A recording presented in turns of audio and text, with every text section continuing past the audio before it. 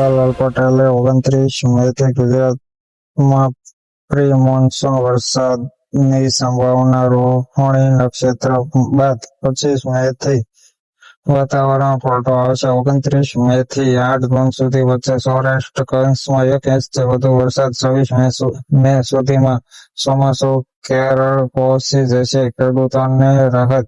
ગુજરાતમાં છેલ્લા ઘણા દિવસોથી પડી રહેલી આકરી ગરમીથી લોકો ત્રાહિમામ પોકારી ગયા છે. ત્યારે જાણીતા હવામાન નિષ્ણાત અંબાલાલ પટેલે એક મોટી રાહતના સમાચાર આપ્યા છે. તેમણે નવી આગાહી મુજબ રાજ્યમાં બહુ જલ્દી પ્રી મોન્સૂન એક્ટિવિટી શરૂઆત થવા જઈ રહી છે.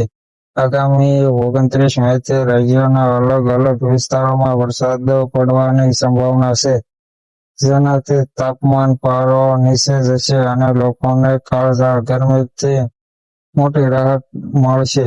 આ ઉપરાંત કેરળમાં ચોમાસાની એન્ટ્રી અને રાજ્યના વિવિધ જિલ્લાઓમાં વરસાદની તારીખ અંગે પણ તેમણે મૂંઝવણપૂર્ણ અંદાજ અવ્યક્ત કર્યો છે. રોહિણી નક્ષત્ર બેસતા જ શરૂ થશે વરસાદ. અંબાલાલ પટેલે જણાવ્યા અનુસાર 25 મે એટલે કે આજથી રોહિણી નક્ષત્ર શરૂઆત થઈ રહી છે. નક્ષત્ર ઉપરાંતની સાથે જ વાતાવરણમાં મોટો પલટો આવશે અને રાજ્યમાં પ્રી મોન્સૂન એક્ટિવિટી અંતર્ગત વરસાદનું શરૂ થઈ જશે.